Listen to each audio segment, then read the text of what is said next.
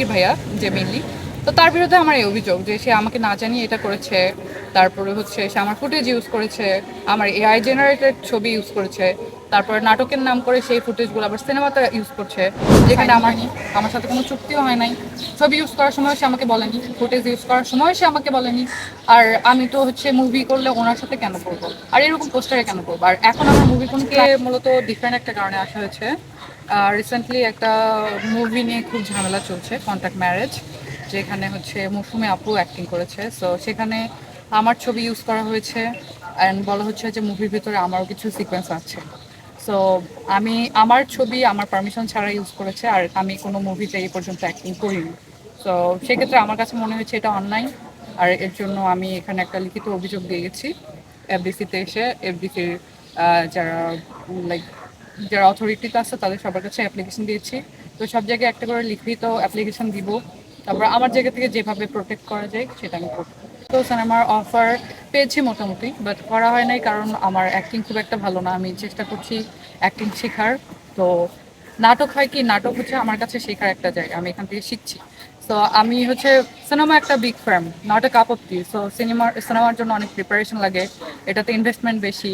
তারপর হচ্ছে camera framing বড়, তারপর সবকিছু মিলে বিগ অ্যারেঞ্জমেন্ট। সো এটার জন্য অবশ্যই প্রিপারেশন নিয়ে আসা উচিত, হুট করে তো আসা উচিত না। আর যেখানে আমি নিজে মুভি করিনি সেখানে আমার ছবি আমার ভিডিও ফুটেজ ইউজ করা, এটা তো অবশ্যই অন্যায়। আর অনেক জায়গায় দেখলাম যে পোস্টারের মধ্যে আমার এআই জেনারেটেড পিকচার ইউজ করা হচ্ছে, সেটাও অন্যায়। সো আমি দেখছি এখন কিভাবে কি করা যায় আমার জায়গা থেকে। আমি চাইবো যে এই ছবিতে, সিনেমা যদি রিলিজও হয়, আমার পিকচার এবং আমার কোনো ফুটেজ যদি থাকে সেটা ইউজ করা যাবে না।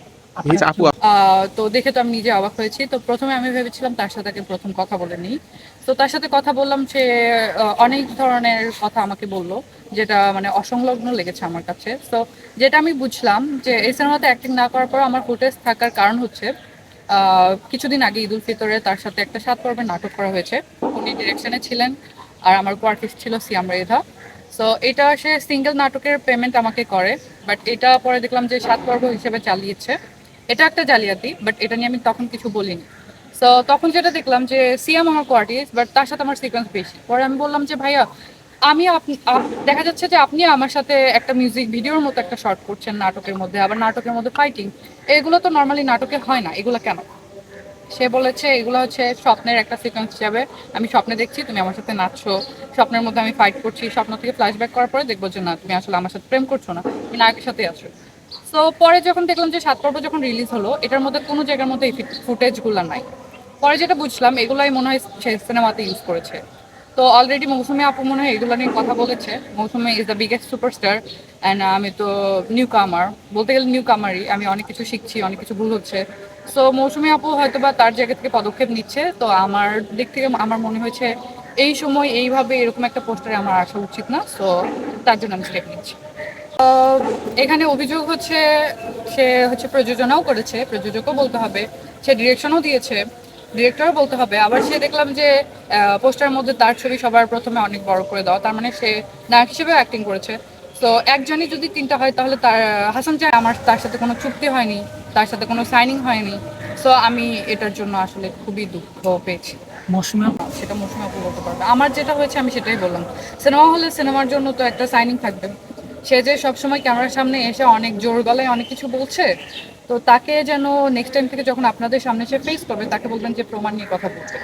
তো তার প্রমাণ যে সে যখন দেখাবে তখন আমরা আমাদের প্রমাণ দেখাবো, দেন প্রুভ হবে কোনটা আসলে রাইট কোনটা আসলে রং। আমি হচ্ছে সব জায়গায় লিখিত একটা অভিযোগ করলাম, যেহেতু আমরা হচ্ছে আর্টিস্ট। সো আমাদের একটা সংঘ রয়েছে। সো তাদের কাছে আমি প্রথমে অ্যাপ্লিকেশন করেছি। সো আমার মনে হয় যে এটা আমাদের মধ্যেই সলভ হয়ে যাবে, আমার আর কোথাও যেতে হবে না। এখন যদি তারা সলভ করতে কোনোভাবে ব্যর্থ হয় তখন তো সেক্ষেত্রে আমাকে উপর দিকে আর স্টেপ নিতেই হবে, বিকজ আমি এই মুহূর্তে এরকম একটা পোস্টারে নিজেকে সিনেমার নায়িকা হিসেবে দেখতে চাই না। বলতে হবে যে ব্যাড লাক হয়তো বা, অথবা হচ্ছে আমি জানি না আসলে নেগেটিভ মার্কেটিং এর জন্য। আর হচ্ছে দেখা যায় যে সবসময় নিউজের মধ্যে কোনো কারণে আমি জড়িয়ে যাই, যার জন্য আমার নিজের কাছেও নিজের খারাপ লাগে যে সবসময় ক্যামেরার সামনে আসতে খারাপ লাগে। তো এর জন্য আমি এবার আসলে প্রেস ব্রিফিং করিনি, আমি হচ্ছে ইন্টারনালি সবকিছু আসলে সলভ করার ট্রাই করেছি। সো আমি যখন অ্যাপ্লিকেশন দিয়ে আসলাম তখন হুট করে আপনাদের সাথে দেখা। তো আমার তো সাংবাদিক ভাইরা না থাকলে তো আমি কিছু না, right? তো প্রচার প্রসারেই তো সবকিছুর বিকাশ। তো আমি ভাবলাম যে আসছে যেহেতু, তো এটা বিষয়ে কথা বলা উচিত। আর যে হচ্ছে এরকম মানে ফাঁকা আওয়াজ দিচ্ছে, তার আসলে প্রমাণ নিয়ে আসুক, আমরা প্রমাণ নিয়ে আসবো। হাসান করুক বা 100 কোটি খরচ করুক, তাতে আমার কিছু যায় আসে না। ওই যে আমি বললাম আমার সাথে কোনো সাইন্টিফিক কোনো প্ল্যানিং নেই কিসের জন্য, বিকজ আমি এখনো অ্যাক্টিং পারি না, আমি অ্যাক্টিং শিখছি, আমার অনেক ত্রুটি আছে।